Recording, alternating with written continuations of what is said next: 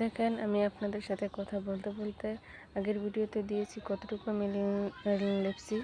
তো এখন দেখেন আমি প্রায় অনেকটাই বা বলতে পারেন অর্ধেকটাই আমি কমপ্লিট করছি। তো আশা করি আপনারাও সবাই ভালো আছেন, আমিও ভালো আছি। আর আমার জন্য সবাই দোয়া করবেন, আমি যাতে করে সুস্থ থাকি, আমার বাচ্চারা যাতে করে সুস্থ থাকে। আর যে কথাটা বলতে চেয়েছিলাম আগের ভিডিওতে বলা হয় নাই, মানুষের জীবনটা সত্যিই অনেক ছোট, কিন্তু মানুষের জীবনে চাওয়া পাওয়াটা অনেক বেশি। চাওয়াটা খুবই সহজ, কিন্তু পাওয়া অনেক কঠিন। যেমন যে কোনো মানুষেরই একটা শখ, একটা চাওয়া থাকে, কিন্তু সবার শখটা চাওয়াটা পূরণ করে না। জানি না কেন আল্লাহ তাআলা গরিব মানুষের এত চাওয়া দিছে, এত পাওয়ার জন্য আকাঙ্ক্ষা দিছে, আশা দিছে। স্বপ্ন দেখতে কোনো বাধা নেই, কিন্তু স্বপ্নটা পূরণ করতে গেলে বিভিন্ন ধরনের বাধা আসে। একটা সামনের দিকে ভালো কাজের জন্য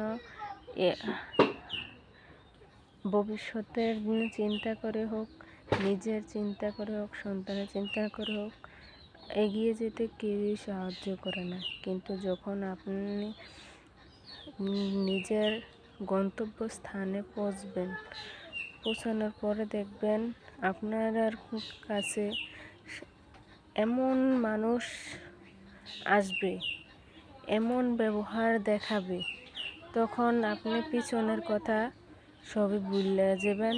আর ও ভুলে গিয়া চাওয়া পাওয়া আপনি কতটুকু পাইছেন না পাইছেন ওগুলা ভুলে গিয়া মানুষের তখন অভাব পাইবেন না।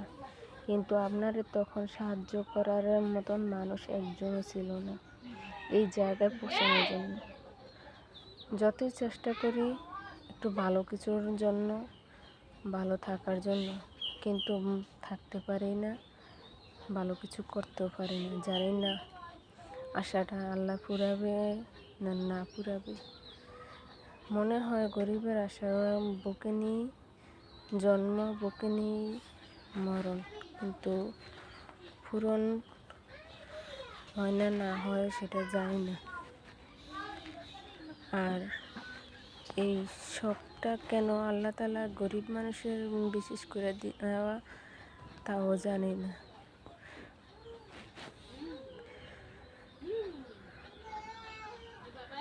আর আমি এখন ভিডিও করি, এটা আমার দিক থেকে আমি একটু ভালো থাকার জন্য, মনটা ভালো রাখার জন্য, বা নিজে একটু যাতে করে আনন্দ পাই এজন্য, এছাড়া কোনো কিছু না। অনেকেই ভাবে এদিকে আসি মজা করার জন্য, অনলাইনে বা মিডিয়ার সামনে আসি মজা করার জন্য, কিন্তু ও সমস্ত কিছু না।